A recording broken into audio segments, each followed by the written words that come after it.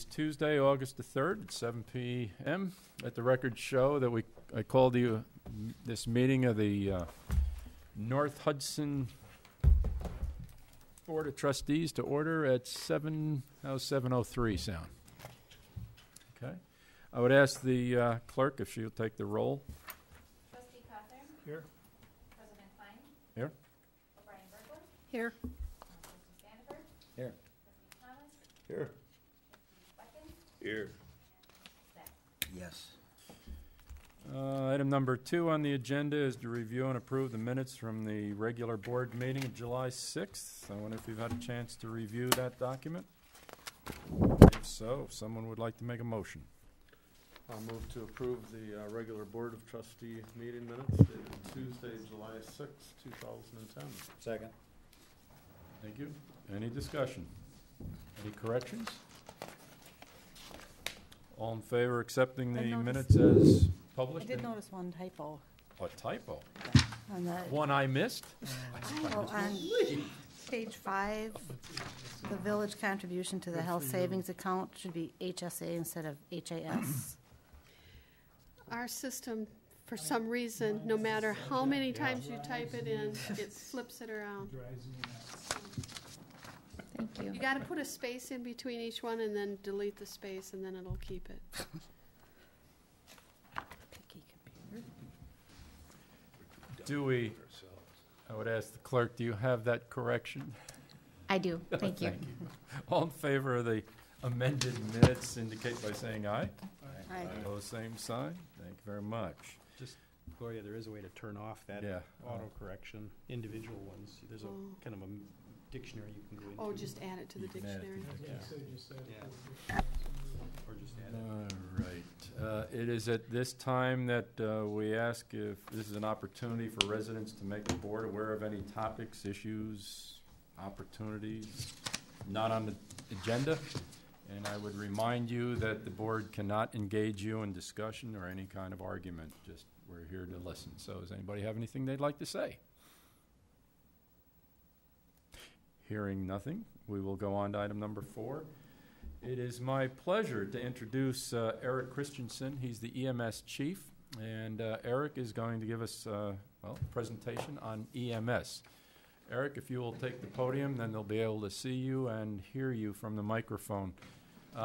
As most of you on the board know, I am your representative on the EMS Commission, and we meet regularly, and Eric has indicated a willingness to come before us and just give us some valuable information, clarify some perhaps misconceptions, and answer all your questions. So, Sure. Wow, Eric, that's a big job. What's that? Big agenda. well, there you go. Well, thanks for having me here in the village of North Hudson. Just like George was saying, we are going through some changes at the city's EMS department, most notably growth. Our median monthly call volume is rising probably about 5% in the last year alone. Our total call volume in the last 6 years has risen about 97%. So we are getting busier and busier. At St. Croix EMS, we're fortunate. We still have a lot of volunteers that are the backbone of our service. I still use the term volunteer loosely. These folks are paid on an on-call rate for their time. And however, we do have 3 full-time paramedics, and we have approximately 30 EMTs on the roster and approximately 10 to 12 folks on rescue service. Rescue calls have been increasing, and so one of the things that we've noticed in the last few years particularly is and this is industry-wide, this is nationwide, this isn't particular to St. Croix EMS, the write-offs are starting to increase due to economic times. I don't need to tell everybody about what's going on out there. So we've had to make a few adjustments over the last few years ourselves to help meet that. We've not replaced one of our full-time operations supervisor. We distributed some of his responsibilities. We put off replacing an ambulance. We've got a fleet that's starting to age a little bit. However, we still have some useful life left in them. So we're trying to extend, just trying to cut here, trim here a little bit. Our responsibility, our primary responsibility for our service area, which includes Hudson Township, North Hudson, and along with the city and parts of Troy and Warren, is 911. That's our focus. When someone calls 911, we need to be there immediately. We also do interfacility transports to help generate revenue, to help offset that. And we are doing hospital transports into the cities. That's beneficial for our residents because previously, when a patient was at the hospital and needed a specialized procedure, such a heart cath, any other services that wasn't provided to the at the hospital, they had to wait on average maybe half hour to 45 minutes for a truck to come out of the cities and then go back. So delaying the definitive care. How we balance the 911s and the transports is 911s will come first. We always staff for 911. We will never leave the city, take a transfer and leave our service area without a paramedic and an ambulance to respond. We've actually turned down transports to help ensure the coverage is. So just some numbers here. I've got a very long book here, but some of the numbers here.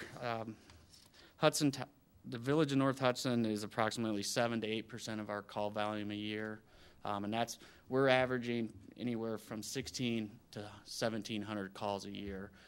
Break that down, we have about 1,500 ambulance calls.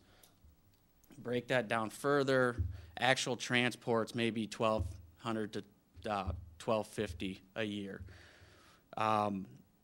We kind of look at transports is important because that's where we generate our revenue. We don't charge unless we come to your house, we treat you, and we transport to the hospital. We do not charge if we go to the residence and don't transport.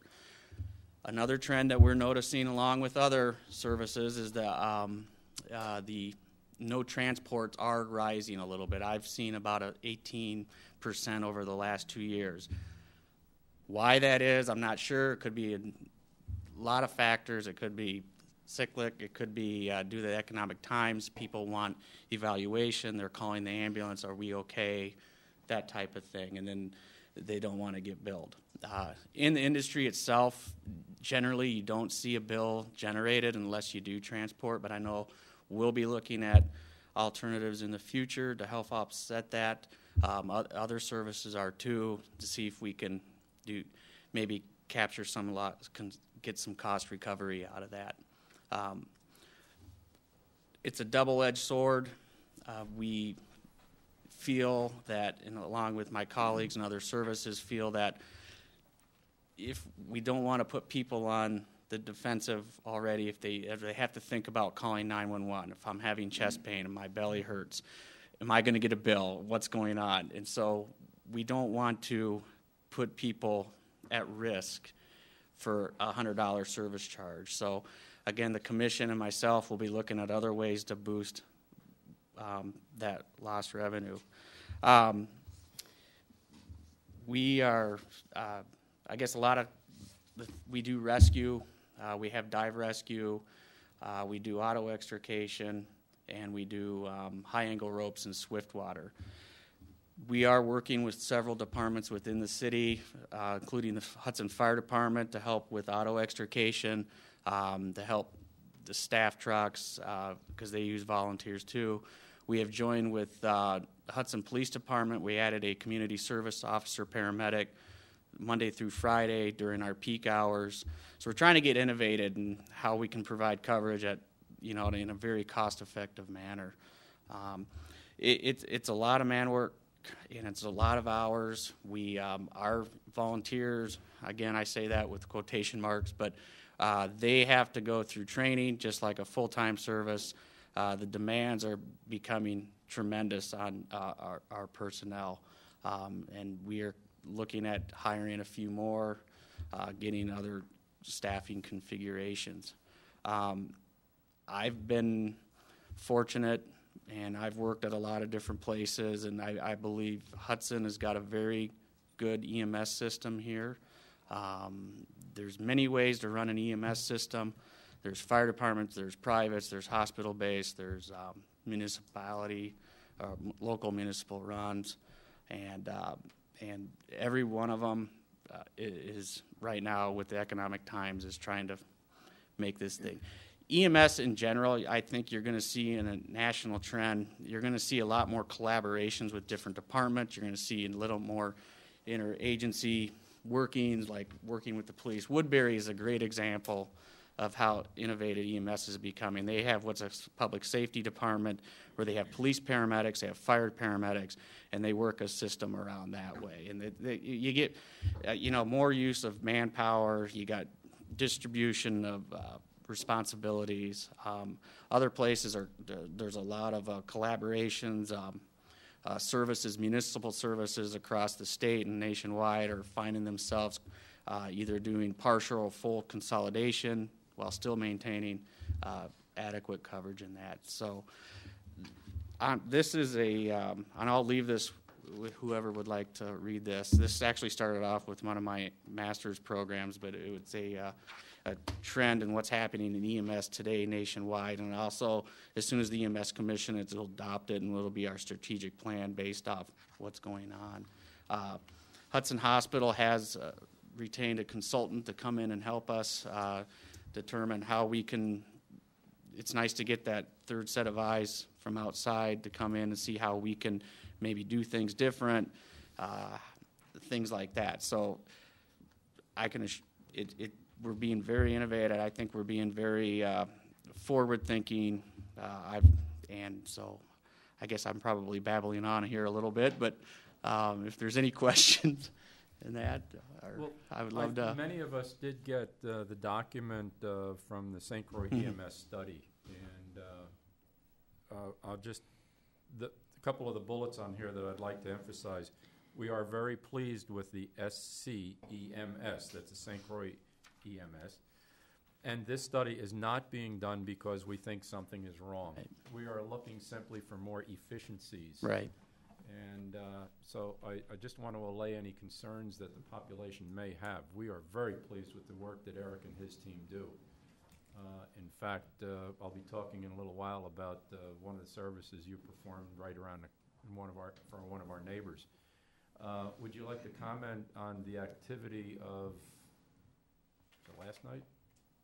The water? Only from the standpoint right. of the volume of... Yeah. Well, and that's a very good question, and I could probably...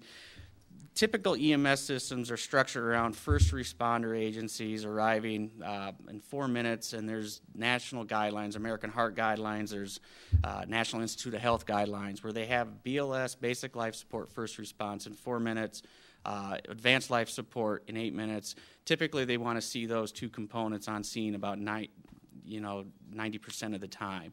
There is no state statute that's for time responses. There is no state statute or any type of regulatory that says you have to have an ambulance stationed here in the city or here in the city. The National Fire Protection Agency probably comes closest to that, where they zone out radius. That said, when we started our full-time paramedic service, with the exception of North Hudson Police Department, and Chief Richard does a fantastic job here, we really had no first responder agencies that were consistent, so one of the things we did to help not only contain personnel costs, but also increase our response time is we put our paramedic, our full-time or part-time paramedic in the Dodge Durango chase vehicles that you saw. We call them quick response vehicles. That person is with that truck 24/7. We try to maintain 2 of those at least 75% of the time during the week. And then our paid on-call staff, they will still respond to the station, grab the truck, and follow up. We kind of flip that BLS, first response, ALS, second response, backwards. So we send our paramedics out first. On average, the City of Hudson is 4.5 minutes to response for a paramedic, and North Hudson is about 4 minutes and 48 seconds. I'd have to look it up, give or take or two. So we reversed that. That we did notice a huge increase. We're still studying the data right now, but our cardiac arrest survival rate, which nationally typically is about maybe 11%, given all the right circumstances, we saw a dramatic increase over the last 2 years, at one point peaking around 35% cardiac survival rate.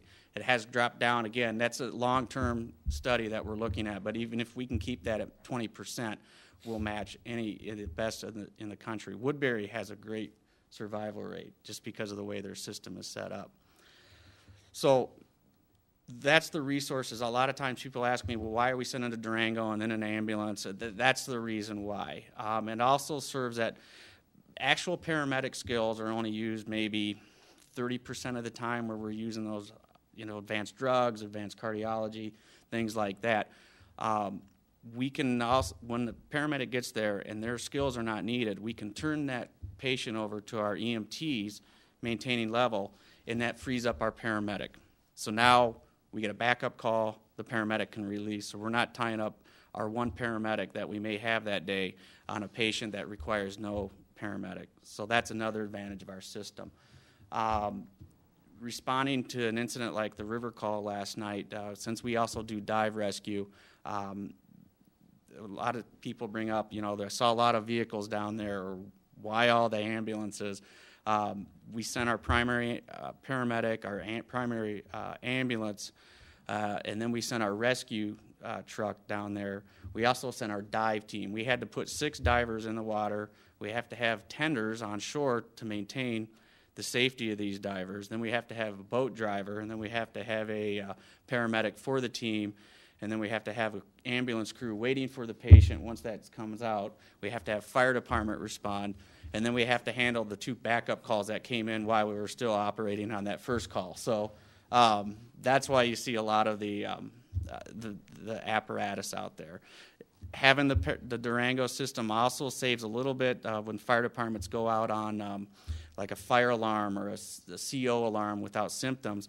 We don't have to send our ambulance out there. We can just send the paramedic out there, and that saves a response. So, it's a double-edged sword. We either send 2 for this reason, or we send 1 for that reason. At this time, I feel that this is the best fit for our community that we have, given the volunteers. So that maybe answers your question. And last night was very tragic. It's been a while since we've had a drowning on the river, but we had a paramedic on scene in 4 minutes. Fire chief was there.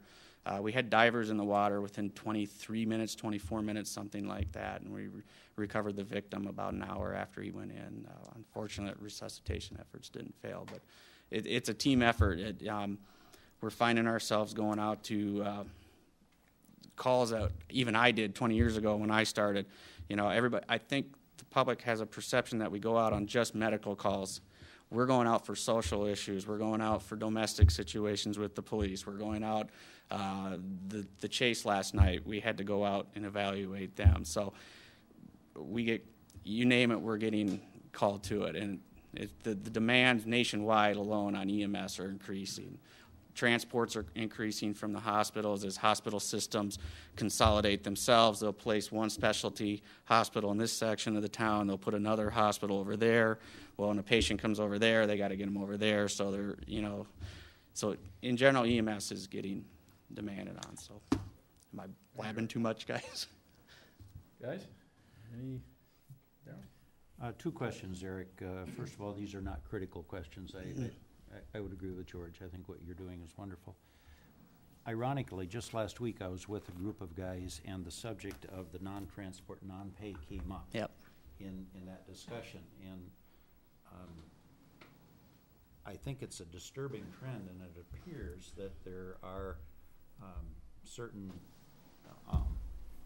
parts of society that has figured out that this is a way to get treatment evaluation, or at least some medical assistance without any compensation required. Obviously, the system needs to be viable, or it can't survive. Mm-hmm. So I guess this is a situation that is obviously going to have to be addressed. It is. Because I think the trend is going to continue to escalate. Right.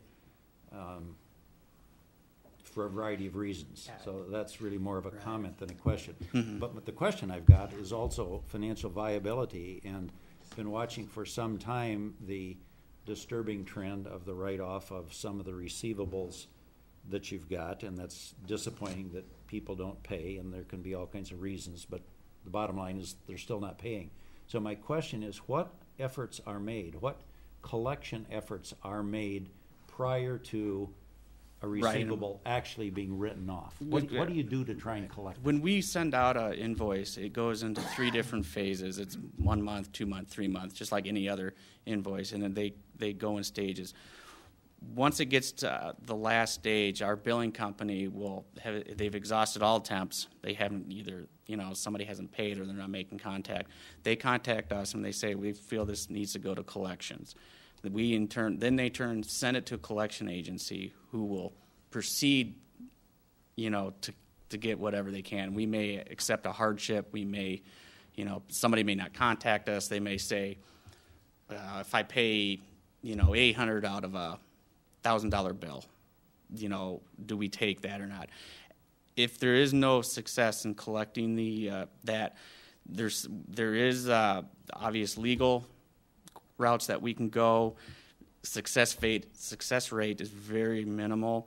We are involved in the tax refund intercept program, where if somebody doesn't pay their ambulance bill, so if they get a tax return, we get that back. Generally $6,000 or $7,000 a year. We don't get put high on the priority. You've got child support payments, things like that. So, but we have received that. That's really the only recourse that we have. So. I don't believe that they've ever taken anybody successfully to court, So we're finding too now, Medicare is about 37% of our patients that we pick up, and Medicare generally only pays almost literally cents on the dollar.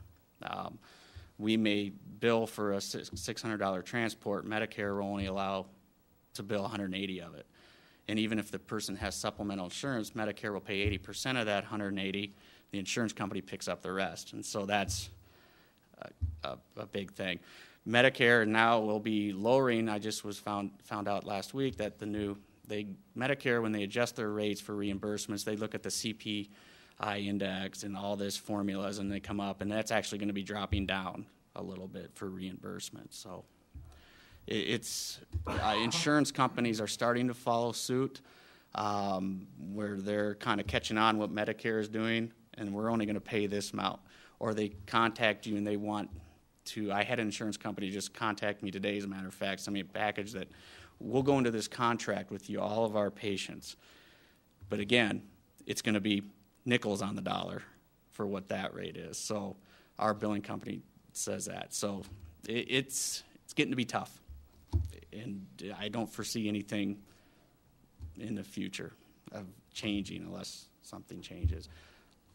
So, but as far as collections, we run that course, then we put them on the tax and refund.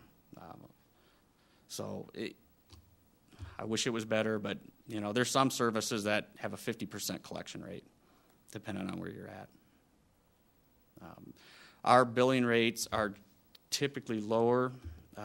EMS, no matter where you go, is either directly or indirectly subsidized through Medicare, local taxes.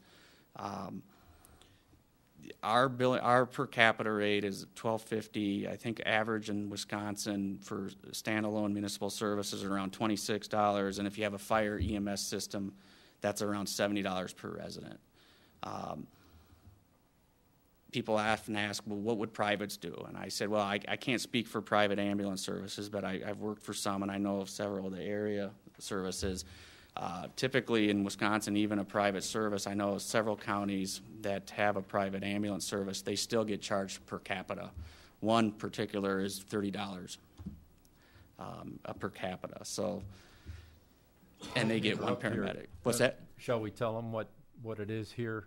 $12.50 per capita. $12.50 Right. per person. Right.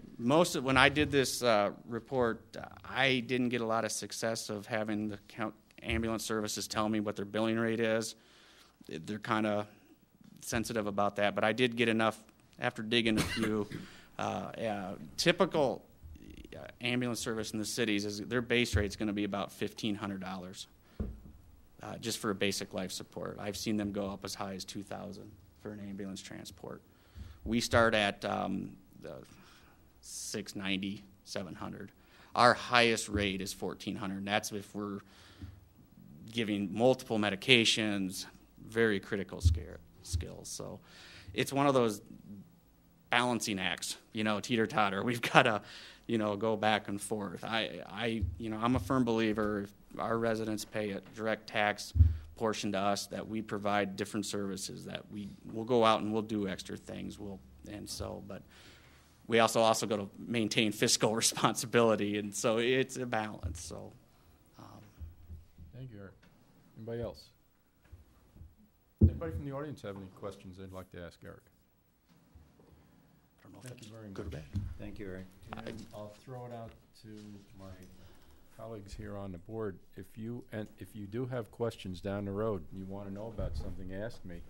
Send me an email, and if I don't know the answer, we'll take care of it at the next commission. Forward it to me. I can come back at any time. So citizens are always welcome at our station too. So we also do ride-alongs for anybody that wants to come out and do a ride shift. In fact, maybe they want to stop by and see your new digs. Yeah. Well, as soon as we get it together, we'll have an open house. So. Okay, sounds good. Thanks. Thank Should I you. leave this? Give it to Becky. Yeah, that's part of his MBA program, and I didn't want you to think that he was commissioned to do that but it was a great project, and he and I have gone over that. There's a plethora of information here about EMS, not only here in Hudson, but in surrounding areas, and also some national trends. Very interesting reading.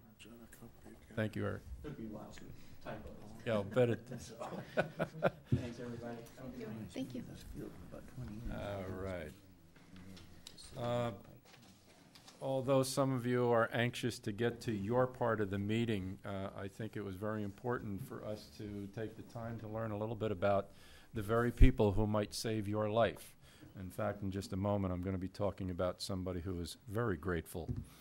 We're at item number 5 on the agenda. 5A is the President's comments, and I do have several things that I would like to discuss. Got a call earlier today from Rob Howard, my neighbor, who is now our representative on the library board.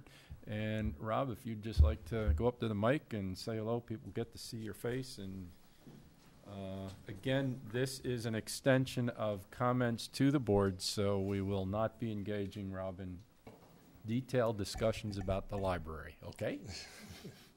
Thanks, President. I am happy to be here, and I know many of you personally, so it's great to see you all here. I live on Riverside Drive, 1115 Riverside Drive North, and was asked by Jim O'Connor, our past library board president, to fill his vacant seat on the board, and now the current board president is changed over to Roy Schoberg.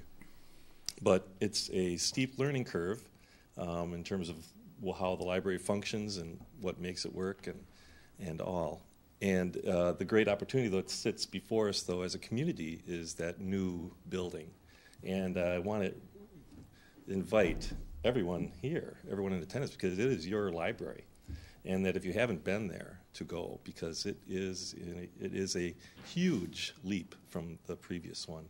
And, I think that as people, if the population or the amount of visits is any indication, I think the population is getting a good chance to experience it, because I think we've had many thousand through in the last 2 months that it's been open, or a month and a half.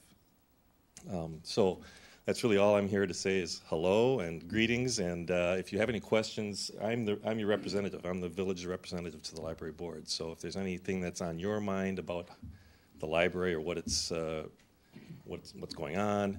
One of the things I think that you will see is a lot more information coming out of the library. I think we're initiating a committee, a PR and communications committee, that will have, I think, some impact on how people view what goes on there. And so they have more access to it, and it becomes more kind of a more common point of interest. So if you have any questions, I'd answer a few, but I know you have a lot of items on the agenda and don't want to hear me. Actually, we can't ask you questions now because you're not on the agenda. Anyway, greetings. Thanks. Thank you, Rob. Thank you, Rob. Appreciate it. Sometimes, even though I'm the board president, I have to read the Hudson Star-Observer to find out what's going on. That may seem strange to some of you, but I will hold up a recent edition. It was the July 22, which caught my attention because I knew the guy on the picture right in front, and it's our own Chief Mark Richard. Bees bring down North Hudson man. I am sure Bob Waters is in love with our chief, who saved his life by his very quick response. He was, Mark was at the Waters house within, actually, in less than 2 minutes from the time he heard the call come in. The article in the paper, I found out, was the result of the letter of appreciation that Bob Waters sent to the editor. And it was from that this story developed. I did ask Mark, is this story accurate? And he says, yes, it is. And so in recognition of the chief's work in October, I hope to be able to have recognition of him personally. He is not able to be with us tonight because of a previous engagement. And so I will also be recognizing the 6 fellows from the EMS who arrived at the house shortly after Mark had saved this man with an EpiPen. Those EpiPens a box of them had just arrived a day or two before at the EMS office. And we got our share. And Mark literally grabbed one on the way out the door, ran almost virtually around the corner to Mr. Waters' house. And I'm sure that Bob would like to be here when we have that recognition. And as I said, I'm going to try to do it in October. The next, on the topic of bee stings, I've asked Mark Ekblad, our supervisor of public works, if he would be here and talk briefly about the problem we're having in one of our parks. Mark, would you just address the folks regarding the problem?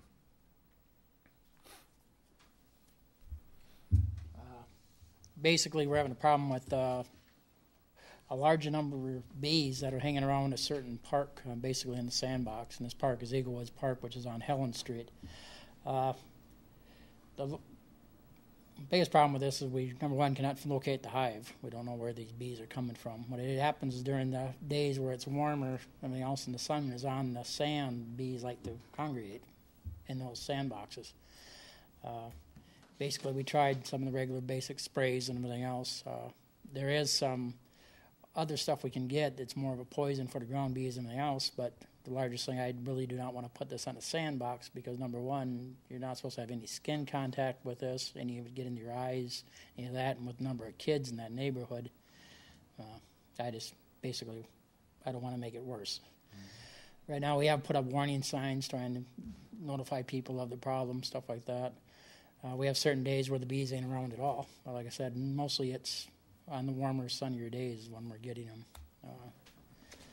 But if anybody out there has any suggestions what we can do to help, we set up bee traps and trees, all that stuff, but nothing seems to be working. So if anybody in the public or anybody here has any suggestions of what we should try. Are they bees or are they wasps? They're kind of a ground wasp, actually. Because if they were bees, you could probably get a beekeeper to come and get them. Yeah, so we're actually kind of ground wasps. We actually had a ground wasp nest out here too, and we did take some of that powder you can get. It's a dust powder. It actually did, and it did work. It killed these ones out here, but I'm a little reluctant to stick that on a sand blanket. I don't want to take the chance of getting some kids sick or something like that. So. People have commented to me about the sign that's out there at the park, and I said, well, why don't we just get rid of them? And that's why I asked Mark if he would address that. It's not that easy. Yeah. So we put up a sign. Yep. Thank you, Mark. Yep. I appreciate your time. The chief and I were talking about some recent vandalism, and just a reminder to everybody, lock your car, even if it's parked in your own driveway. it seems that the thieves are breaking into cars that are an easy pick, namely, they're not locked. And you may think, well, I don't leave anything in my car. Well, yes, you do. You may have some change, or what's even more important, you may have a garage door opener in your car, which then gives thieves access to your house. And so the chief asked me if I would just mention to everybody, to please, if you're going to leave your car out in the driveway, keep it locked. You also, and I think Jim knows about this too, you may also want to lock your boat and the motor on your boat. We had a 25-horse motor stolen from the back of a boat out on Lake Malibu. Wish I didn't have to say this stuff, but okay. Three of us, Gloria, Darrell, and I, recently attended a St. Croix River workshop cruise. And before we left, we got quite a packet of information.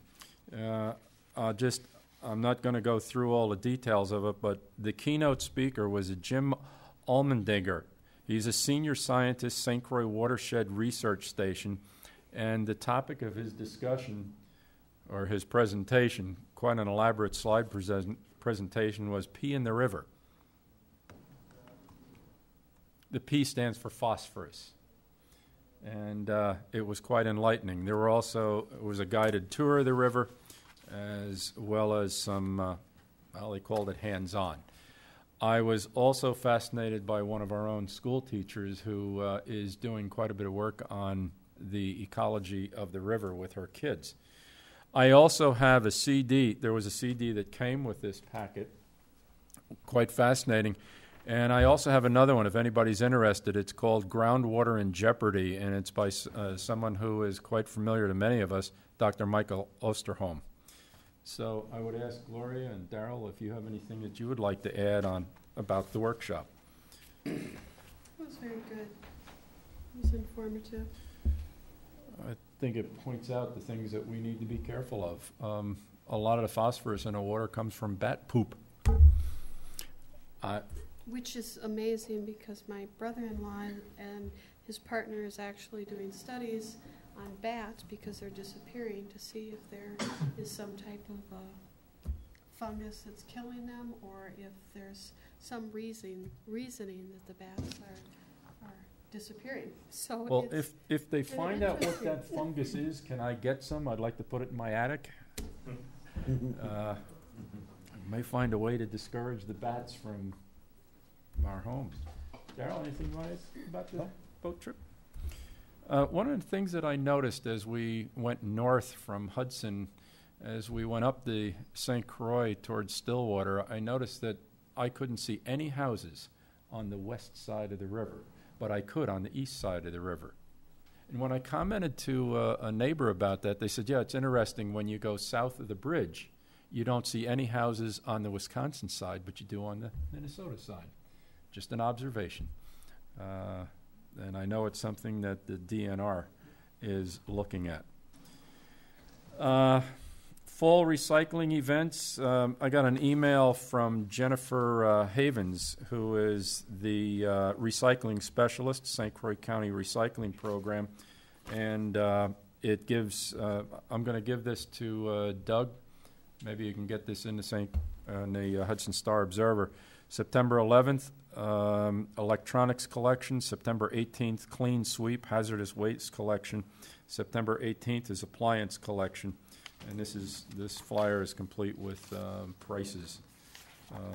May be valuable. Maybe we can get. Matter of fact, Becky, maybe we can just put that in the minutes for anybody who might want to read it. Darrell and I recently attended the Intergovernmental Advisory Council meeting. It was July 26th. Presentation was by Chief Deputy Sheriff John Schultz. And it has to do with the countywide pharmaceutical take-back program.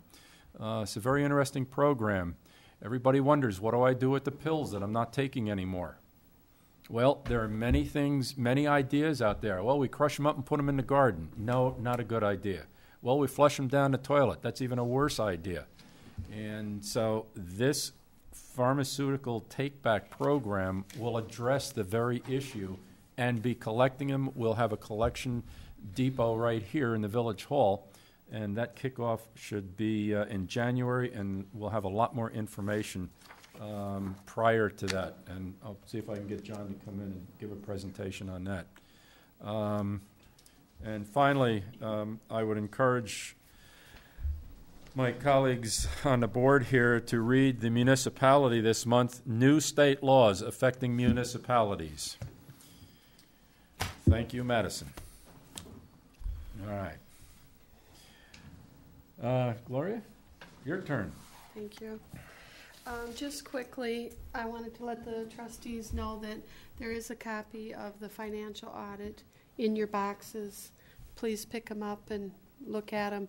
You'll be able to match them to my reports that you were given and get additional information out of there too. So, This is mine. I'll take this sorry. back. Sorry.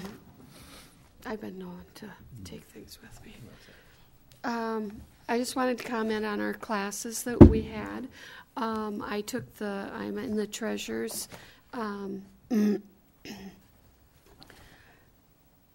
courses, and I did get back $419 in a scholarship for attending the classes. They were great. They had a lot of information, and there's things that I'd like to, on policies, that I'd like to possibly bring forward to consider implementing. And I was also fortunate enough to see our own village clerk graduate this year. So hats off to Becky. Graduate from what? I'll let her tell you. Oh, okay. Are you? She's next. I'm done. Okay. Becky? All right. Well, I guess just to expand on what Gloria had to say, she and I attended the week-long session at the Institute in Green Bay, and I appreciate the board allowing me to go. This was my third year, so that was your graduation. You graduate after 3 years of classes at the Institute. So I did complete my third year. Some of the things that the third-year clerks focus on are some leadership and strategic planning, as well as some e-government initiatives, so some ideas about how we can maybe move towards electronic information sharing and things like that. So looking forward to exploring those in the future as well. Good. Thank you. That's all I have. That's all you have? All right. Item number 6, affidavit of correction request by Derrick Construction for the Ridges First Edition Final Plat. Who wants to explain this? I was going to say Ron Derrick is here. Ron so- Derrick is here, okay. That would, if you will, please, Ron, just reintroduce yourself. Ron Derrick, Derrick Companies. The street or the side yard setbacks for the preliminary plat were 5 foot less when we did this subdivision. It's a PUD or PDD. I'm not sure what the correct term is.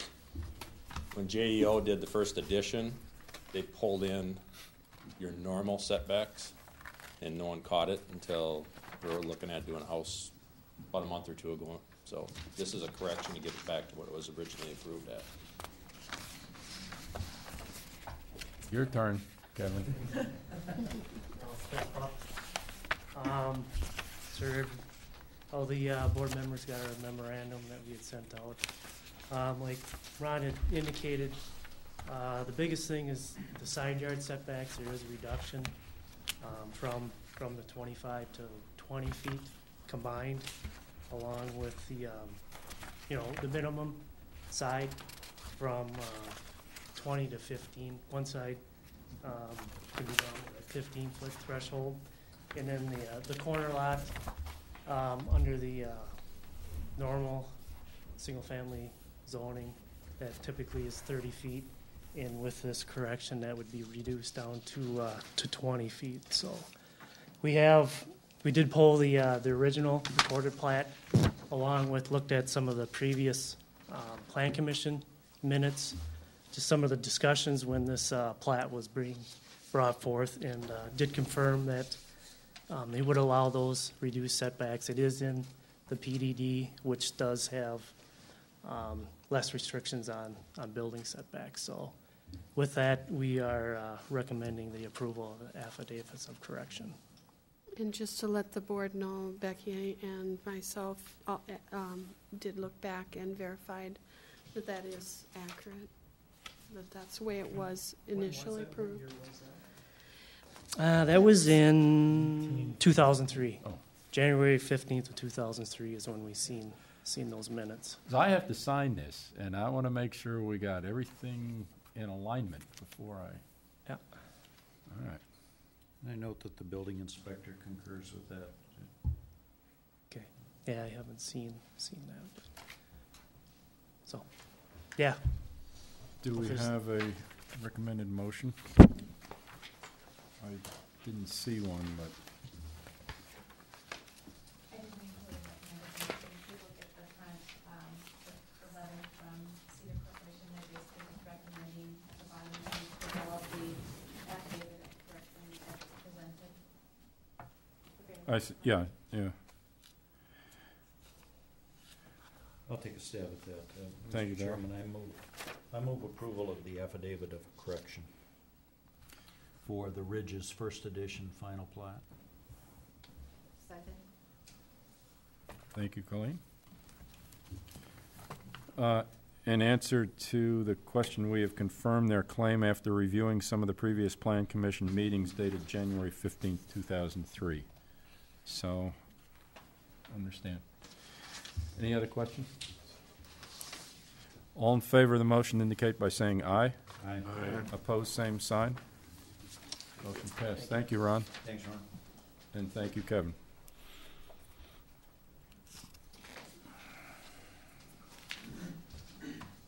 Item number 7, Seasons Tavern wants to, it looks like Seasons Tavern here wants to help us celebrate Pepperfest weekend. That's possible. Well, Brad, I think it might be, but I just had a couple of comments here. I'll wait, however, until we have a motion and a second, and we can discuss it. Okay? Hang on a sec.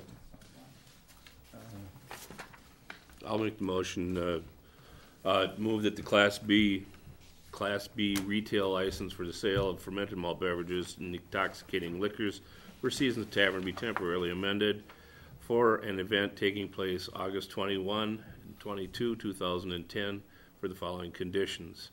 Area outside the building to be completely enclosed with fence and extended premises only from a single access point. Use of alcohol shall remain within building or fenced-in area per the establishment's liquor license. Use of outside area only with specific permission of the village board for requested date and time. Owner to provide equal amount of adjacent substitute off-street parking while parking lot is fenced during the time of the event. Owner to be responsible for the band music volume. All outside music to end no later than 10 p.m. Thank you, Stan. Do I hear a second? Second. Thank you, Jim. All right. I noticed it's not necessarily that there were discrepancies, but I just had some notes here. So if you want to take the mics and everybody can hear you. In the background section, it says August 22nd, during normal business hours. On the chief's comments, it says here, looking for an event to take place on Saturday, August 21st, starting at 9 a.m. through Sunday, August 22nd at 2:30 a.m. And during the restaurant's normal business hours between the start and end time of the request. All I'm suggesting is I see an inconsistency between what the chief had written and what the background is, which then translates into one of the 6 items in the... Okay, what I wanted to do was open inside at 9 a.m. for breakfast. Okay. And outside at 11 a.m. Okay. In the sense of that beer garden would be allowed access at 11 a.m. No one would be allowed access until 11 a.m. in the outside beer garden area. Okay. It would be for breakfast only inside at 9 a.m. So is that... Can you tell, what is your normal business hours? I open at 11 a.m. daily, so that is my normal business hour. Becky, is his conditional use have a time designated? See, what got me on this one was through Sunday at 2:30 a.m. Yeah. What's your normal? You don't normally stay open until 2:30. I do not. I am, as I understand, allowed to stay open until that time on a Saturday per my license. If business, say there's a lot of people there, I will keep my doors open if people are spending money. If they're not... What a concept. It is. Novel idea, but that's the only thing as far as just to know that it possibly would go till 2:30. And that would not be outside. That would be inside only. As far as the band goes, I would have the band from 3 p.m. to 6 p.m. outside. So I don't anticipate having the band outside late. And it would be in a tent facing whatever recommended direction that we could, maybe facing west, because that way it would interfere with least amount of residents around there. So east would be even better because you got your own building in the way. Possibility, yes. Hang on just a second. Being served in Wisconsin at 2:30 in the morning? I thought it was 2. I'm in bed before that, George. So you're not helping him out, What the are you? state statute says. No, I do believe I thought the that statute Saturday night they can stay open later. Isn't it? Friday and Saturday is 2:30. Saturday night is correct? 2:30. Yeah. Okay. And again, not that I anticipate, depending on the clientele at that time too. I'm going to look people in the eye and go, really? You want another one? Or I get to choose whether they do or don't get another one. Well, do you have to stop serving at 2, though? That What's the the extended premises part, Brad? That's till when? the extended premises part would be until, I don't anticipate it going past midnight, to be honest with you. So Okay. That's what we're approving. Oh, here. sure, yeah. The discussion about how late you can stay open is. Is really irrelevant. Okay. Okay. On the Chiefs, it says owner to be responsible for DJ/music volume. On what we're approving tonight, it's owner to be responsible for band and music volume. I did not ever mention a DJ. I think that might have been in there in the... Okay. So you're going to have a band? Yes, I'm All right, going to have a band. You got some publicity tonight. That's what this is all about. Help you out here. I will be playing, actually, too, so I... You will. What do you play? I'm a drummer. All right. I've been playing with the same group of guys for 20 years, so... Very good, too. Since we're doing the We'll have to publicity. stop over. Thank you. I'll have to get there before 10 o'clock. Okay. Sure. Any other questions for Brad before we... All right. All in favor of the motion that Stan read, indicate by saying aye. Aye. Opposed, same sign. Thank you. You're in business, Brad. I appreciate Good it. time. Thanks, Brad. Thank you very much. I'm going to go back because I'm on duty. What would they do without you? I don't want to know. Business owner. I see somebody here from Cozy Corner. Hi. Do you want to talk about this one? Because we don't have any... Oh, wait a minute. Yes, we do. That's this one, isn't it? I'll let Becky. Okay, Becky, Becky's you want to hand. just introduce this? We received this request last Tuesday. At that point, the chief was not going to be returning to the office prior to this meeting. The event that they're looking to get the extended Christmas for is before our September board meeting. So basically, at this point, the chief has not had an opportunity to review this. I did email him,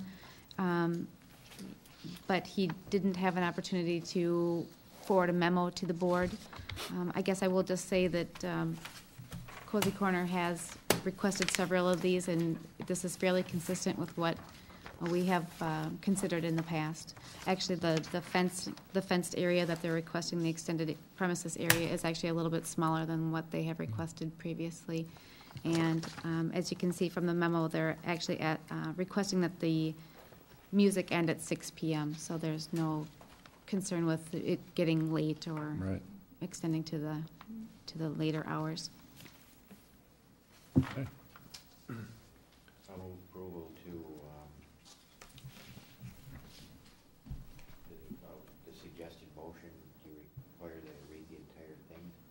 It would be great if you did. Move that the Class B/Class B retail license for the sale of fermented malt beverages and intoxicating liquors for Cozy Corner be temporarily amended for an event taking place on Sunday, September 5th, 2010, with the following conditions. 1, area outside of building to be completely enclosed with fence and the extended premises accessed only from within the building. Use of alcohol shall remain within building or fenced-in area per the establishment's liquor license. Use of outside area only with specific permission of the village board for requested date and time.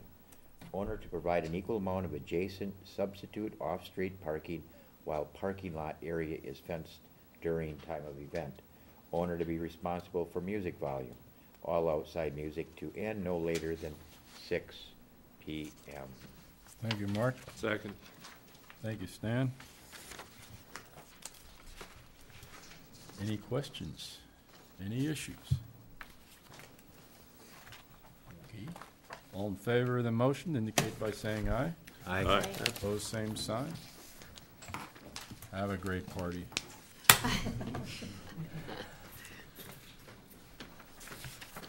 We've got an ordinance here, which is, if I recall, Gloria, this is simply housekeeping.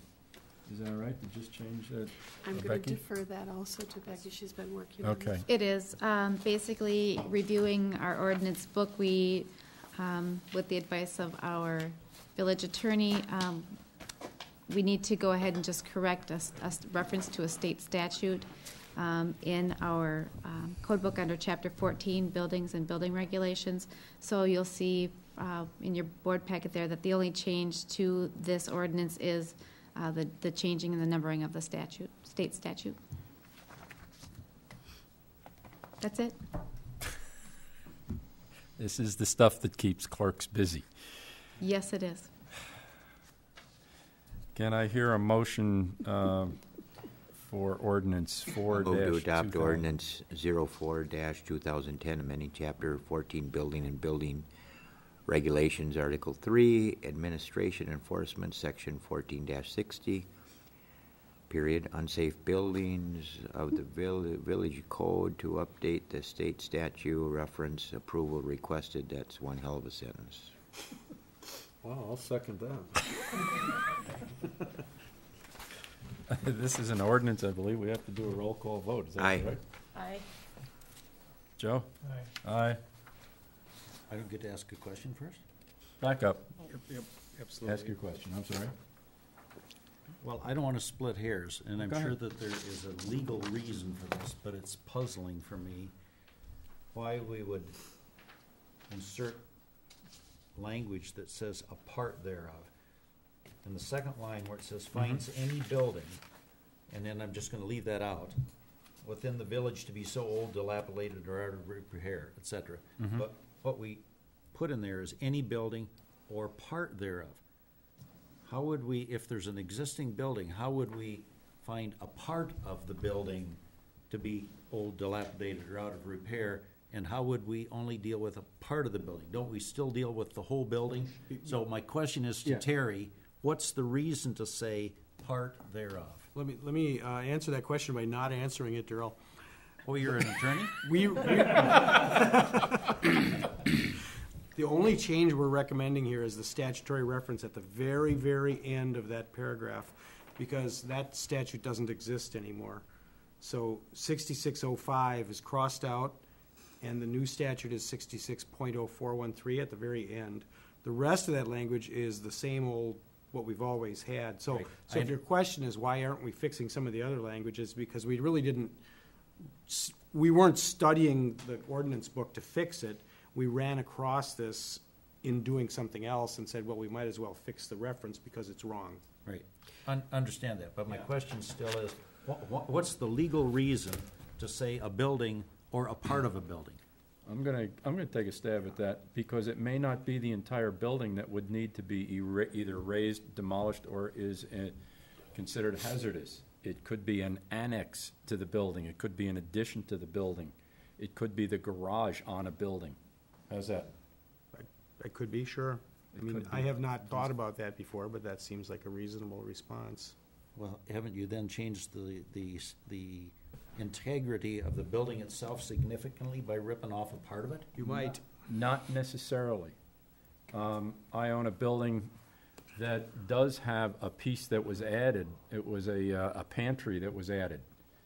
That pantry could literally collapse and not affect the integrity of the rest of the house. So this covers that, so that if there was this piece of a house or a piece of a building that, although attached, was not an integral part of it, you could still condemn that piece. And it does seem like the majority of that piece of it, the repair part of versus the raising of part of it. Mm-hmm. Yeah. But I don't want to make I too much agree. of it. It just, sometimes those things. Yep.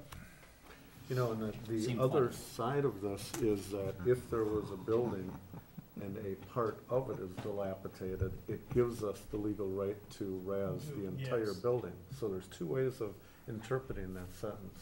Yeah, but if part of the building is dilapidated, isn't the whole building dilapidated? Well, it gives us Yeah. the right to razz the entire building the way this is written. It's like one of those, look at this picture and you can see two different things. It depends how you emphasize it. We've reached a low point, absolute. Okay. Now, yep. Aye. Okay, Jim? I forgot what Oh, we is got. that right? Yeah. Yes. Stan? Yes. Thank you. Okay.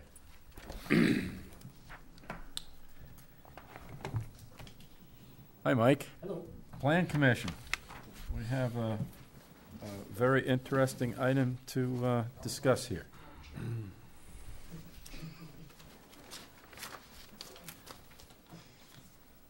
Hello. Over the last year or so, I've been here talking about how the state Supreme Court says we should adjust our zoning a little bit and talk about permitted uses and conditional uses.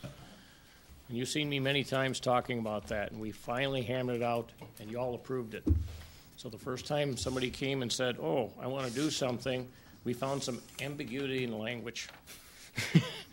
So all three items that we basically had on our agenda are all related, so just give me a little latitude here. But on your second item here, Nick Heinen is asking for an amended conditional use permit to add on to his building in the shop yards. We had to look at whether an amended conditional use permit was needed or if it was a permitted use based on the new language we had in the ordinance. And if I can just read the one sentence that comes up all the time. Under permitted uses and conditional uses, item number 12 under what is a conditional use says, all new construction and reconstruction or remodeling where the cost is greater than 50% of the current assessed value of the existing structure. So just like you were saying, you can read that two different ways. And so the first item we did at the Plan Commission meeting was, what did we mean when we wrote that? And what all of us who were on the commission at that time unanimously agreed to was what we meant to say, which we didn't say clearly enough, in our opinion, was all new construction, period, is a conditional use. And then the rest of that long sentence probably should be another sentence that says reconstruction or remodeling that's more than 50%. And with that determination made, then we went to the second item then that said, yes, you need to amend your conditional use, and then we talked about it. And then the third thing we discussed, for discussion only because we didn't have enough time for a public notice on that particular thing, is we'll clean up the language and some other things in the future.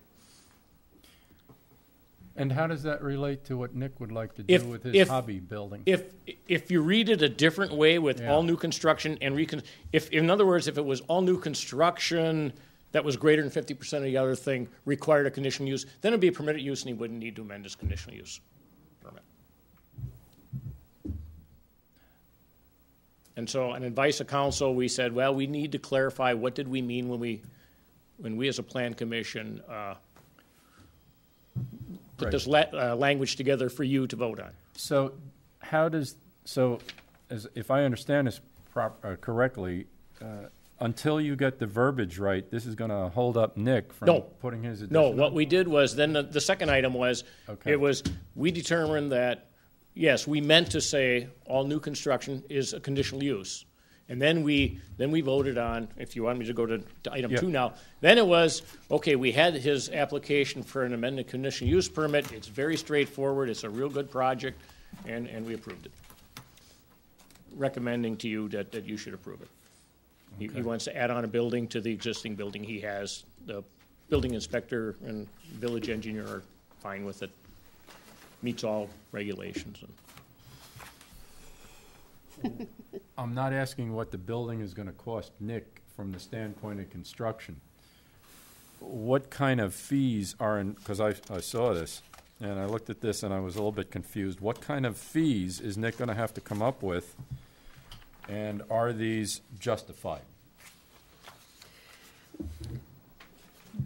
These are normal fees that anyone who came in and applied for an amendment would have to pay. What are they? You're right. There are issues with this, and in talking with it's Nick, right? It was suggested for him to come through and go through the process as if that was clear, so that it wouldn't hold him up. He wants to get moving, and so him doing it this way complies with the language of the ordinance. Gloria, what you never did answer, say what the fees were that. They're on the. They're written on the. The application fee is $150 for the amendment of the conditional use permit. We also ask applicants to hold $250 in an escrow fund. We use that money to pay for publication fees if we have legal review or engineering. In this case, all it really was the public hearing notice.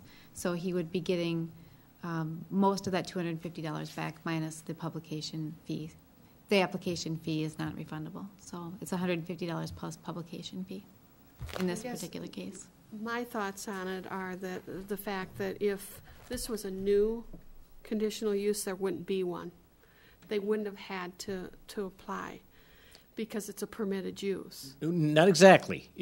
And Terry can clarify it. If what we said was no, all new I know what you said, but you're not. Number 12 says all new construction is a conditional use. Doesn't matter if it's a permitted use or not. It's a conditional use if it requires new construction. If someone else moves into the building and it's a permitted use, then a conditional use permit is not required. Is correct, Terry? That was your thinking, and that was what Yes. we put in the ordinance. Yep. And the purpose of the thing was to avoid us not having permitted uses. And in a sense, we turned around and are requiring a permitted use to turn into a not permitted use by having to come in and get an amendment. If they didn't have the permit in the first place, there wouldn't have been anything to amend. And that was my point. No. What happened? Say that they were in there No. already. Let me. Then they would be a non-conforming use, though. Yes. There with their current use, they wouldn't be a permitted use. If the language stands as we have, Gloria, if the language stands as we have it, what we say is all new construction requires a conditional use permit for non-residential purposes. Now, if that was our interpretation, and if the board still holds that, then anyone coming in and building a building to do some kind of a business will require conditional use, even if it's what we would call a permitted use. If they were doing it in an existing building, having certain type of a shop, then they don't need a conditional use permit. It's the construction that did it. Wouldn't that seem to indicate that language should be cleaned up a little bit, because it isn't the permitted use part of this thing, so they don't have to get a conditional use permit? I mean, it seems like we're coming in the back door on this thing. Right now, we're allowing permitted. We're saying there's going to be permitted uses without a conditional use permit, but then on the backside, we got any new construction, you need a conditional use permit. So you're caught either way. No, the other side is if you go into if you take a building you own and sell it to someone else, and they do a type of a business that's permitted in there, they will not need a conditional use permit. But if they build a new building next door, they will. But that reinforces the indiscrepancy of this thing. Why do you, just because you're building a new building, you need a conditional use permit on one hand, and then for an existing building, you don't? Because my understanding of the conditional use permit process was more to monitor the activity of the business, not so much what the buildings are and that stuff. If they meet the zoning requirements and if the building inspector, they meet the setbacks, things like this. So I don't quite. Your point is well taken, but that's not what they talked about at the Planning Commission when they worked through this. They did, in fact, say, work through this and talk about, well, if we have a brand-new building coming in, we would like that to come before us for review. That's what the Planning Commission said, and that's what got put in the ordinance and got voted on. Now, what I can say is we're looking at cleaning this up. There's one other section Terry brought out we should do. And if the board is giving us direction that maybe new construction shouldn't qualify that would be the time we would be able to change it. Well, it raises a question in my mind. If it's a permitted use and the business is already there and now they're coming to a conditional use permit to add on to their building, and I'm trying to see the benefit where that process protects the village. And I'm not saying it cynically. I'm asking you where. We all felt the same thing. Is the addition, could it be, ugly, or there's some kind of guidelines we want to look at with the kind of building it should be?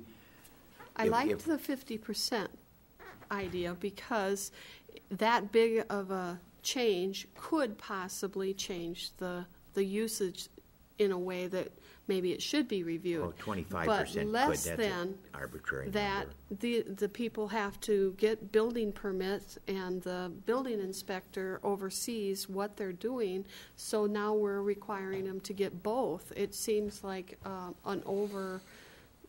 it just seems like too much on a small addition. And that's a very valid policy point that the Planning Commission should probably take up.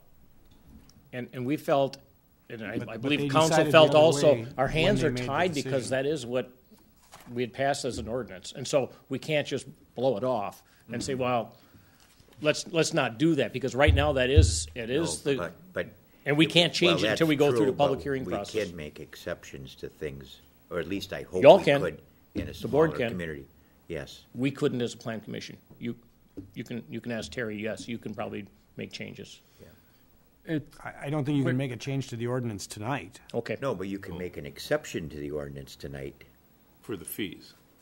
Well, I'm not sure. I'm just throwing that up there.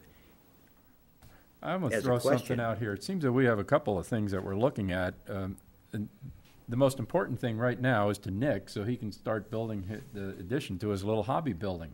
I went out there and I visited it. Have you been there? No. You ought to go see it. It is every guy's That's what he dream says. building. He's not running a business. Yes. This is his hobby building. It is like every guy would love to have this as the escape cabin. Yes. With some of the most incredible equipment you've ever seen, all of which are antiques. Am I right, Nick? Well, not antiques. Except the ones you built. It is fascinating. What so much of our ordinances relates to, and it relates to a business and operating a business in a form that, in a way that's not going to be offensive to neighbors. When we take a look at where this building is, a new building down there could hardly be offensive to anybody. It's going to be an attractive addition to a pretty rough area. Rough meaning just in when you look at the age of the buildings down there and you look at the way everything's boarded up or bricked up. I would like to see any exception we can make here to move on and encourage that kind of establishment. It's not a business, but encourage that and help him clean that up down there. I'm going to suggest you can't make exceptions to your zoning ordinance. That's a job for the Board of Appeals. Again, somebody would have to apply for a variance, which is a whole other process. Yeah, right. So I'm going to suggest no, you can't really make exceptions to your zoning ordinance. However, you But that's not what you he's could asking for. disagree with the interpretation that the Planning Commission came forward with, that 50% in that it's all new construction. You could go with the other interpretation that Nick was presenting that says no, it's 50%. help me with that. I'm trying to think through that, how that works. The new construction is less than His 50% of the value of the existing structure. Then it's not. Then it doesn't. Depending need upon how one. you read the ands and the ors, Yeah. you can interpret it two ways. Yeah. We came up with one interpretation. We felt compelled to, just like the attorney says, there's things you can't just change. You have to follow the rules. But you can disagree with our interpretation. Point Is of there a order, Mr. possi- Chairman? Yes, sir. Or, actually, an inquiry. I'm sufficiently lost at this point. There are several things that are kind of mixed up here that we're talking about. Is the point that we're really discussing whether or not, based on the interpretation, the fee of $150 ought to be paid? Is Yes. that what we're talking about? That and I the think that's application. Basically. fundamentally. Yeah. That's all? If he pays that fee, he can move forward. Yes. Which fee? The $150. And the $250, but Yeah, two- And the escrow. Changes, give it back to me. there you go. Well, that's what I was going to say. Why don't we move forward and Right.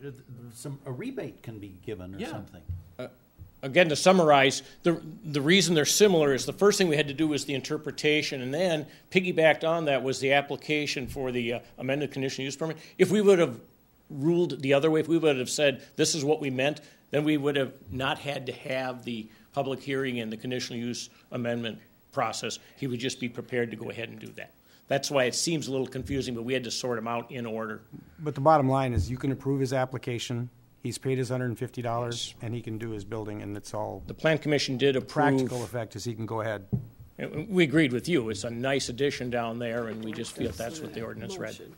But we definitely agreed that we'd like to see you approve his building. Do we approve the building and move to return his money to him that he's already paid us? Well, on Plan Commission, I don't do that. Yeah, I'll make. I think that's Well, a different I issue don't know. down the road. Okay. I think Okay. what Terry is saying is that we really can't do that because our ordinance now says that this is a process he has to follow, correct? Yeah. The and board has the right to We have a right to waive fees. that. Yeah. Waive a fee.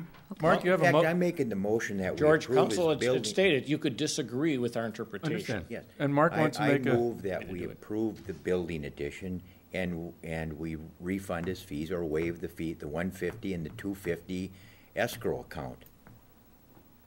$400 for that, I think in a down economic time, if this gentleman's adding something to the area, and Daryl, it's a little more than just that $150 for me. It's coming to a meeting and being examined somewhat needlessly or needlessly, it depends, but if you've gone through these processes, and if they're not needed, it's very discouraging to people who are trying to get something done. Well, I don't disagree with that point. That's why I was trying to see what it But is what we're I'm getting arguing at, about. it's Let's move not, to on. me, it's not just $150, and this gentleman doesn't sound like the $150 is a huge issue to him, but it is to me. We need to be encouraging that Yes, kind of activity. he's adding something to an area that's sat dormant and ugly for years. no, So thank you, Stan. that's where I'm coming from in this. If we Understand your can point. streamline it a little bit without being irresponsible to the community, that's all we're looking at, and I think that's what Mike's shooting for, and Gloria and everybody. Which is what we tried to do, and we did the ordinance we- change, and we've got some But obscure you know, language. when it actually comes into play, that's when you find the little flaws in it. So I hope this gentleman Jim, seems did you have a question? understanding.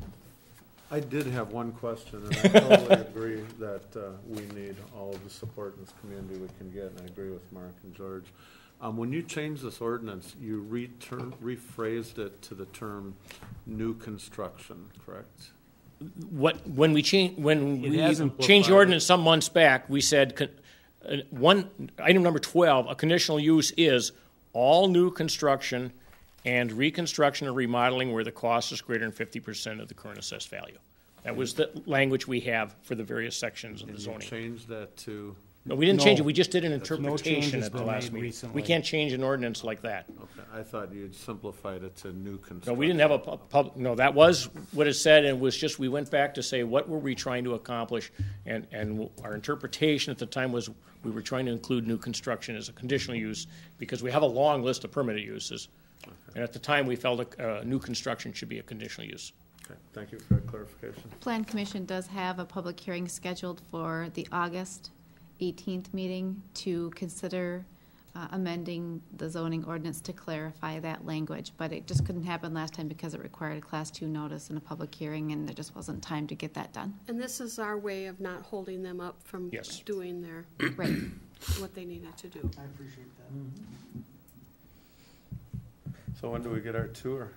Well, I think we better approve this You have a first. vote. Get a second. All, I think Okay. Stan second. Stan second. Yep. All in favor of the motion indicate by saying aye. Aye. Opposed, same sign. What happened? You get your money back. Get Mike You're out there approved to and you build get your it. money You're back. good. You get your money back. Really? Yeah, no kidding. And you get to build the building. And you get to, Mike can start your building. You can work with the building inspector to build it.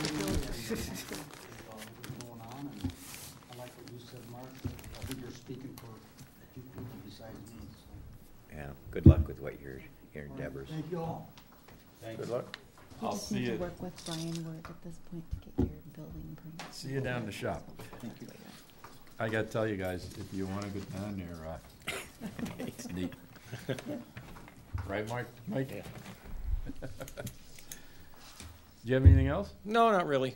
Well, you mean not really? You- Well, there was some routine business, but you have that on the minutes. Yeah. Routine business there. Mary Wecken graciously volunteered to be on the Historic Preservation Committee, and I think, as the representative of Plan Commission, I think you've already approved that, probably at the previous meeting. And then Becky just mentioned some training opportunities for members of the Plan Commission. And, just one other point on the public meeting we had about his amended conditional use permit. It was a 1-minute public hearing. There were no members of the public there, so nobody objected. So, thank you. From that shop, there is nowhere where you can go around that property where you can see a house. We know they're there, but you can't see them. There's such a forest in between. Thank you very much, Mike. The Personnel and Finance Committee met for an hour previous to this meeting, and we are going to recommend spending a dump truck full of money. All right. Okay. So, and done the public hearing notice. So, as you can see in front of you, we have some bills for non-recurring claims in the amount of a little over $42,000. I'd entertain a motion that we pay our bills. I move approval of the July 2010 non-recurring claims in the total amount of $42,034.08. I'll second. Thank you. Any questions or comments regarding these bills? Roll call vote. We'll start with Stan. Yes. Yes. Yes. Yes. Yes. Just say yes. Say yes. Say yes. Yes. Pay the bills. Pay the bills. Okay. I thought you were saying stay out. Maybe. Well, Maria, I heard that. No, that wasn't me. I said that earlier, and you didn't pay any attention. Yeah, well, I keep coming back. Other than, I really encourage the committees to please push the budgets through. I do not have anything to present to the board because I do not have anything. So I started this early in the process, and we need to keep moving. if I can add something to that, and please, when you're doing this, use the format, the forms that Gloria has provided you with, so that there is some consistency and to streamline the process of our budget for 2011. Can I add that at the classes that we just attended, they were some of the forms that was presented, and it was a packet that all everybody that attended received. Excellent. So. All right, we're on the right track. Item 11C is software purchase. Gloria, you want just a brief discussion on that? Basically, I'm asking for to purchase an inexpensive software package to prepare the employee handbook. Right now, we have a manual copy and several attachments, and we need to be able to clean up all the changes.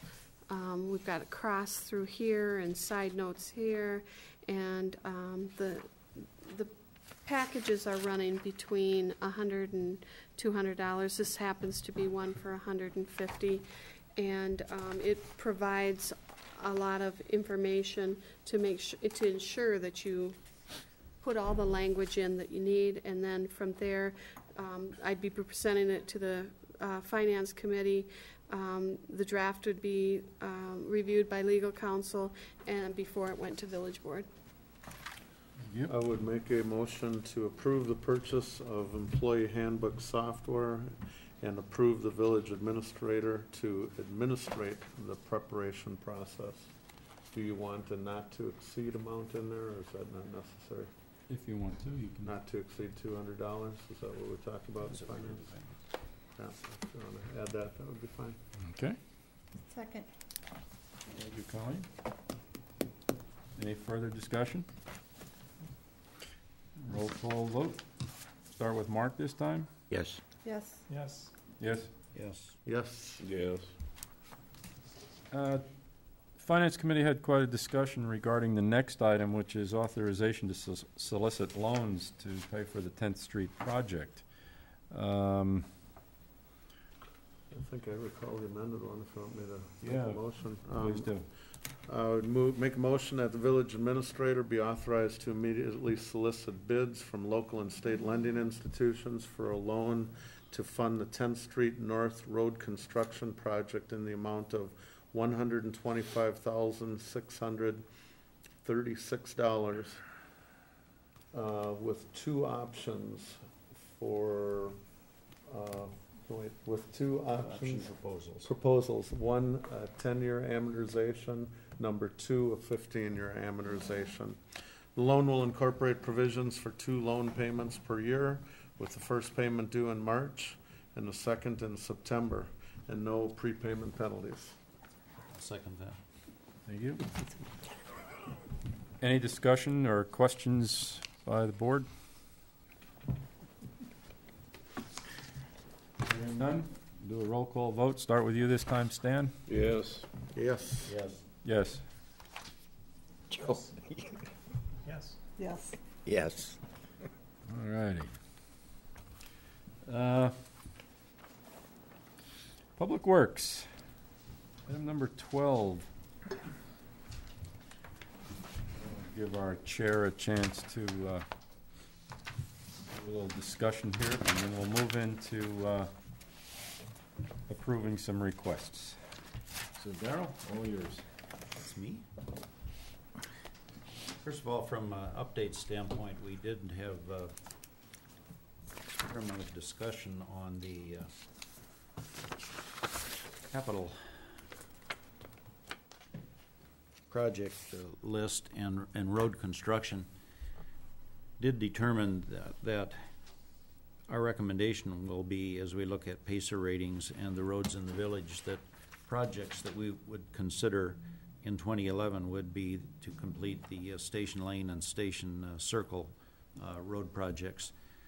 Part of the discussion that we had, it's tempting to look at delaying some of the maintenance items on roads as an easy target when we get into budget crunch, but we wanted to make certain that there is an awareness that if we start to slip behind the power curve, the catch-up becomes more difficult down the road.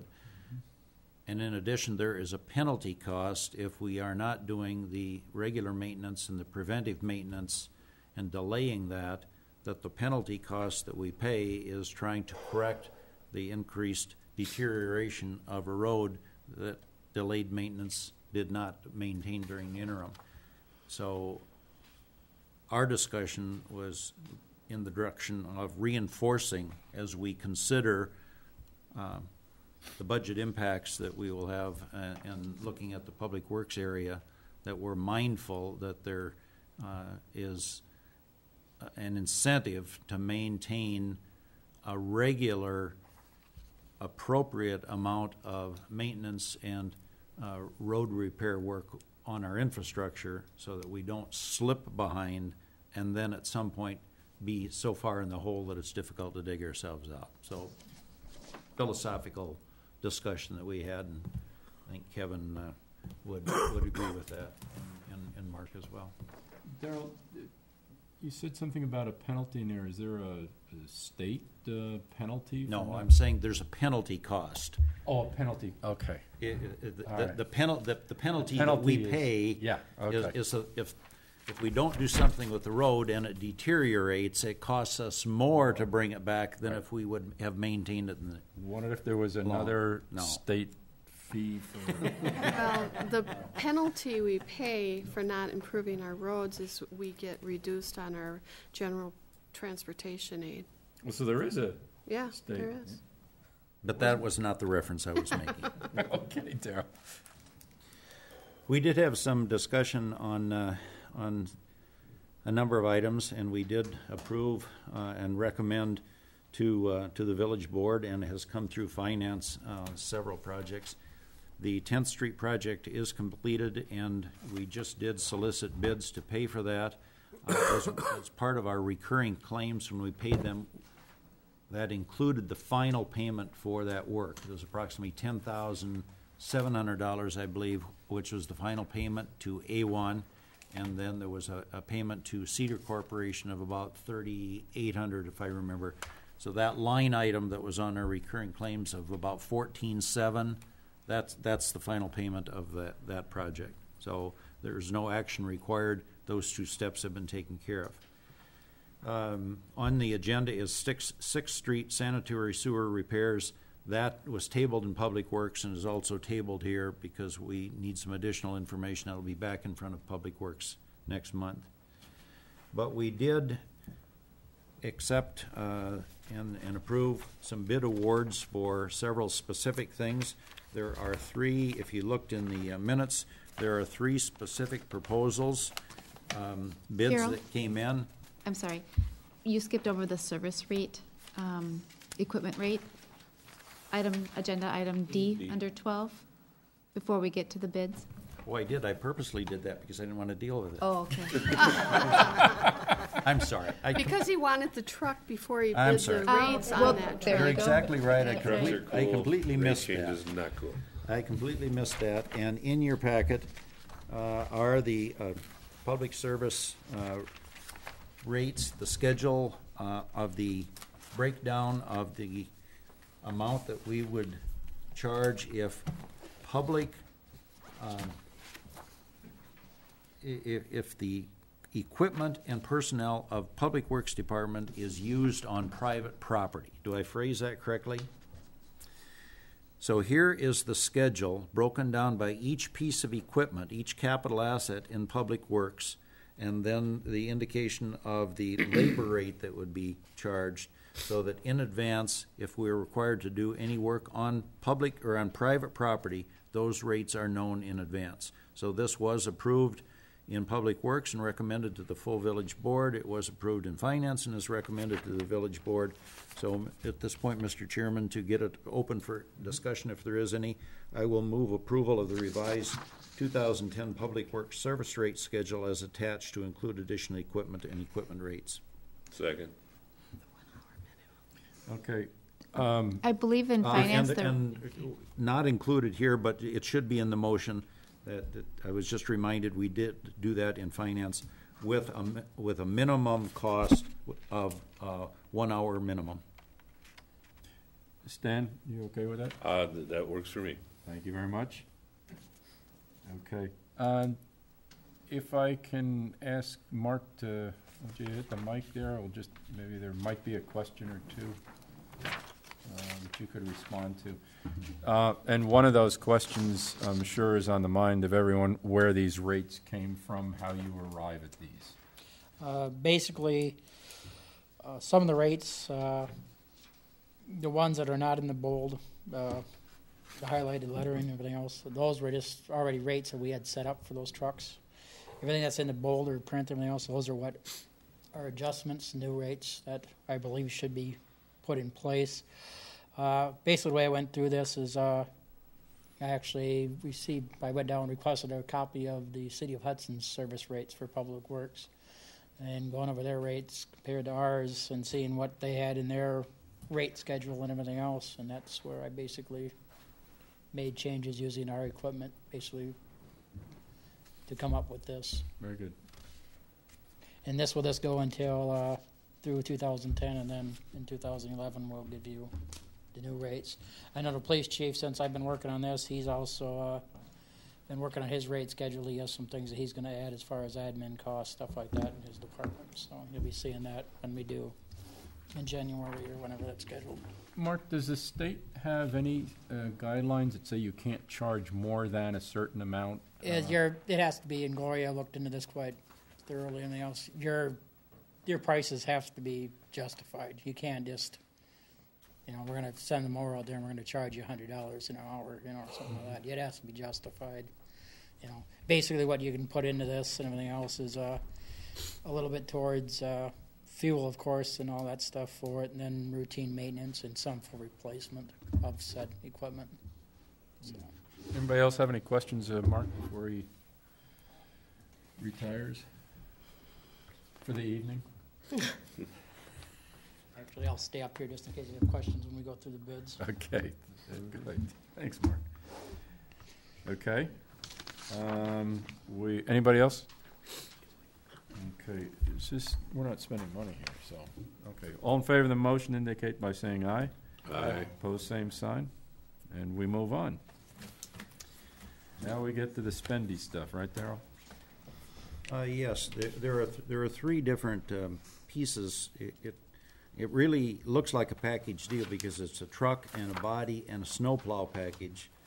But we're going to break this into three pieces because we solicited bids for the three packages.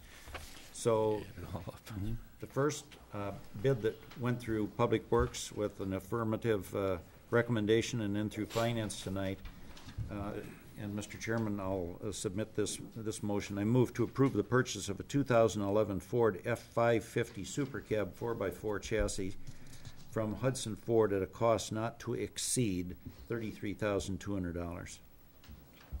Second. Any discussion? Mark, you might want to just mention how old the existing, or the truck that this will replace is. The truck this one will replacing is a 1990 Ford F350 with a 12-foot contractor's body. The truck has been being used for municipal snow plowing, plus it was lighter than it probably should have been when we initially purchased it. And basically the truck just is at the point where with the type of work it's doing, everything else, it just needs to be, basically we need to update the truck. Did you say 1999? It's a 1999. Thank you. 11 years old. Any further discussion regarding the purchase of this truck, cab, and chassis?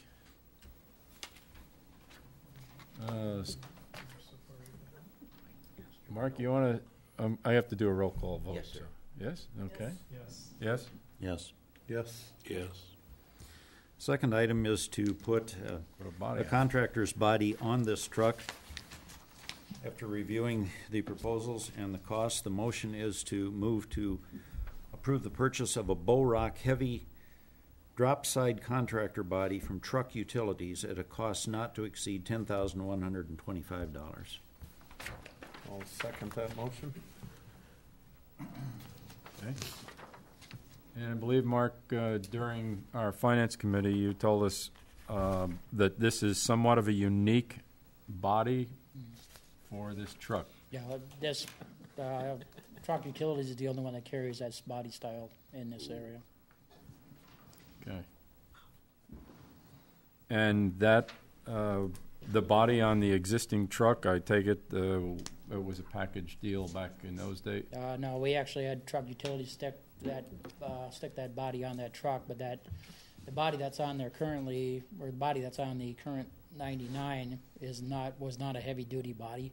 Mm-hmm. That's why we would like to go with this heavy. This body is actually seamless. There is no seams in the bed or the floor at all, just like the body that we stuck on the International. It is a lot heavier. You don't have the rust points, everything else. It's just a stronger body. Thank you. Any other questions? Okay, Stan, you want to start the voting on this one? Yes. Yes. Yes. Yes. Yes. Yes. Yes. The And third I guess item is to make put it worth useful in the wintertime, we got to put a snowplow. got to put a snowplow on it. So after looking at the proposals and the bids that came in, the recommendation that went through Public Works and then through Finance tonight, and now to the full board, I move to approve the purchase of a 9-foot XTV plow at a cost not to exceed $6,000. As we discussed in finance, the existing snow plow, the one that's on the current truck, will be sold for scrap because it's not safe. It's literally falling apart. So we don't even intend to try to sell it to anyone in anticipation of that concern question. Just as a friendly amendment to the motion and stuff, it should say that the plow will be purchased from Dave's Service Center. I should have included that, yes. Yeah, I'm sorry, I guess it wasn't put in the suggested motion, didn't have the name of the place we're purchasing it from. Purchase the 9-foot V-plow from Dave's Service Center at a cost not to exceed $6,000. Okay with that, Joe, for your second? Sure. Any other questions or comments? Mark, we'll start with you on yes. Approval. Yes. Yes. Yes. Yes. Yes. And finally, the last item we have had in front of Public Works for several months, and this is the existing Public Works garage. By way of background, the current Public Works garage is on leased property. It is immediately to the west of the Village Inn. Under discussion as we're coming to the termination of that lease, which expires on 31 October of this year, was whether or not it was viable for the village to construct its own facility. After some discussion, we realized that that was not feasible. Obviously, if we had our own facility, it would be off the tax rolls. This is a property that we're leasing, and it is on the tax rolls. We're collecting commercial property taxes off that facility, and it was desirable to enter into a negotiation for an extension of the lease. The second part of that included the need of two village departments, one Public Works and the other the police department, for additional space. Looking at options that we discussed with the property owner and proposals that were advanced from the property owner, there were proposals for additions to the existing building in 3 different incremental sizes.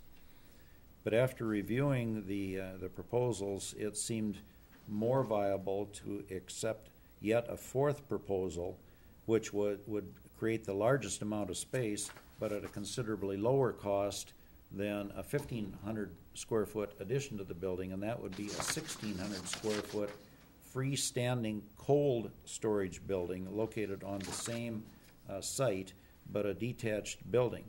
This would accomplish 2 purposes. One, it would eliminate the need for the storage in Holton that is currently being utilized by the police department, the rental cost of that space, and the cost of personnel, which includes not only Public Works but also police department, for trips to that secure storage unit when evidence needs to be either placed in secure storage or brought back from secure storage. In addition, it was desirable, as articulated by the Public Works area, for additional storage space for some capital items that heretofore have been left out in the weather and has caused additional deterioration. So the recommendation that we are advancing for board consideration tonight, that was approved by Public Works and then approved by Finance, is to approve entering into negotiation of a lease extension for the existing leased Public Works garage with the addition of a freestanding 1,600-foot building on site for a total monthly rental cost of $3,250 per month. So at this point, we are not reviewing a specific lease. The recommendation is to enter into discussion on a lease extension that includes the freestanding building. So my motion would be to approve renewing the current lease of the Public Works garage with the addition of a 1,600 square foot detached building for a total of $3,250 per month or $39,000 per year. I'll second that. This represents an addition of what, $550 a month. $550 per month, with the offset of the approximately $1,600 per year that we're paying for the storage space in Holden and the cost that is involved in personnel and transportation back and forth to that facility. Just to throw out, the size of the unit that we're leasing out in Holton is approximately 400 square feet. I'm guessing that's fairly accurate because it's a double garage. A standard garage is 10 by 20. And that's probably 10 by 40. Is that about right, Mark? Yeah. It's also round trip 12 miles to Holton. This is across the street. Any further discussion or recommendations? Suggestions? This will be a roll call vote. Start with Stan. Yes. Yes. Yes. Yes? Yes. Abstain. Thank you. And you want me to bring back next month the actual lease with the 3 to 5 year lease, or 3 year lease? If you would. Yeah. As a matter of fact, I have a note here, 3 to 5 year lease, so anything in there, and we'll take a look at it, see the benefits of a 3 versus a 5. Kind of like the 5-year lease. Probably should bring that to Public Works, Mark, and then we'll bring that and make a recommendation to the. I'll bring it Public Works and then you can do it. Okay. Anything else, Darrell? That's it. Joe, you're up. No report. Meeting minutes are in there, so you can read those. If I can ask you, that I'm going to give you, would you look at this and just explain what I got in red down at the bottom of those?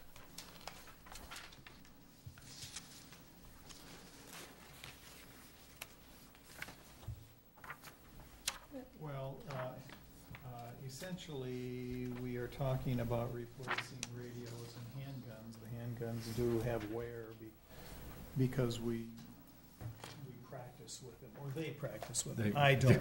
Okay. Thanks for that clarification, Joe. Yeah. So, essentially,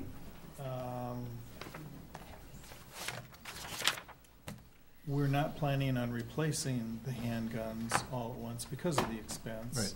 However, if we do have trouble, there is one of the department personnel that is an armor or an armor, and that means he works on weapons and can fix them. Thank you. It's kind of like a car mechanic, only for guns. Okay, thank you. I did not know. Did not know what that word is. Yeah. Within an armor. Okay. Yeah, it was new to me too. Okay, well, that's good.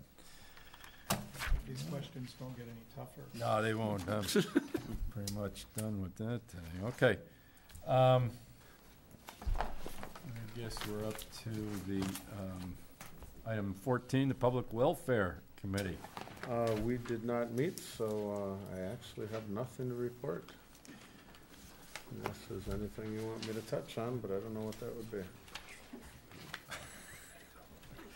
All yours, Colleen. Okay, the park board has a date tentative, but should still, it's a little more than tentative, but not set in stone, to dedicate the Chief Jansen Memorial Park on Saturday, October 9th. We're just still working out the details as to what all that will involve. There was a few scouts interested in helping with the installation of the playground equipment and some other ideas for the park that you can read in the minutes. I'm not sure if they contacted Mark yet. I know at least one of the scouts and the scoutmaster is on a canoe trip in the Boundary Waters now, so I don't know how much they got done last week. The other thing, we're still working on the railroad property, and in your packet was included the bridge inspection report. If anyone has questions about that, Kevin might be able to answer them better than me. Well, based on the report, did the appraisal change at all?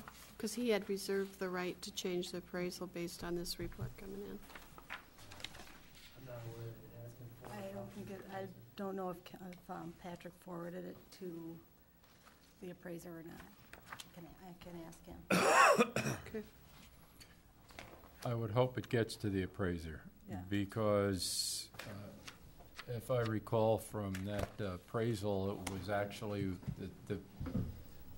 this hunk of firewood, this trestle here was appraised, I think he's pulled out to 20,000, wasn't it? Well, the way I see it, it's more like a negative 20,000. With an extra zero on it. It's crazy. Well, I mean, I don't think we should pay them. It's really crazy. You mean That appraisal. the appraisal? Well, one of the key components of an appraisal is market value. Yeah. And the truth is, there is no market for that property. No. There's nobody interested in buying it other than us. I got the impression that a major part of that appraisal was for the property on either side, and then added 20,000 to it for the trestle. So it was the property, not the trestle, but. Well, that's what I mean.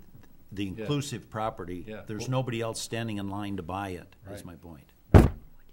And I also objected to him using Jim Thomas's property as a Comparison. comparable. I thought. Are we gonna buy Jim Thomas's property for a park? Does he have a bridge? If he wants to sell it, Does he have a bridge? he's got the right You can price. get the bridge too. Okay. Colleen, back to you.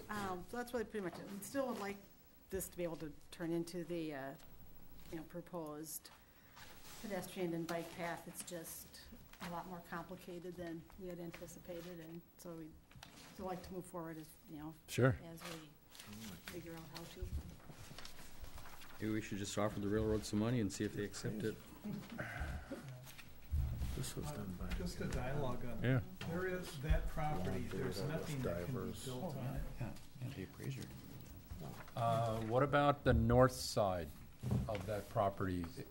It's not wide enough. Yeah, it's building, with our setback things and everything else, we're gonna go Okay. on the other side, it's in the floodplain. So, I think what Daryl says is substantially correct, and maybe that's, I don't know if we need to have this discussion now, but that property has very low value, if any. Now, it might have some value to the railroad for whatever reason, but in terms of a developer or anybody, commercial property, whatever it is, private housing, it's not gonna happen there. It So can't. the only really alternative is either some state or local community would take over that area and do something with it for a park. Well, the other thing we could do is ask the railroad if they would gift it. They should to donate us. it. Seriously, you can't do anything with it. Well, It's my an feeling eyesore. is It might not this- even show up as an asset for them anymore on their books if with the That's right. liability of the structures down there. Well, yeah, and that structure, I think Jim Thomas said is really has negative value because it has to be torn out of there. We talked about this, So you anyways. and I were on the board 7 years ago when we were talking about that. Look how far you got. Yeah. I know. Well, it's kind of like the dam that's there on Malibu. Railroad. When NSP decided they didn't want that dam anymore, and it didn't have any value, they decided they would give it away. So what they did is they gave half of it to the county, and they gave a portion of it to the village, a portion of it to the city, and a portion of it to the town of Hudson. Now, none of us asked for that, but they gave it to us. So now, ever since they gave it to us, we've been maintaining it, and it's been costing us money. How would you like to have the county's half? We'll give it to you. No, you can keep it. becomes a liability, not an asset. Colleen, So anything else? That's really all that I have. Thanks for doing that. You know, on this, is it worth asking the railroad? You know, I guess it's sort of the chicken and the egg. Do you determine what it would cost to remove the bridge first and then bring that to the railroad? Or do you ask the railroad, hey, would you give us this and then we'll do the research to see what it would cost to take it out? Or do we just not want it? I guess that's. I defer to the Park Commission on that. We'll talk about it at our next meeting. Okay, Cool. very good. Anyone else on the board have any other business that they would like to bring before the board? Mark, is there something that you would now like to say? I would. What would that be? No, we don't need to do this. Fine. All in favor of adjourning indicate by saying aye. Aye. All the same sign. Colleen deserves extra credit because she worked at extreme duress at this end of the table. Yes, she did. I could hear it.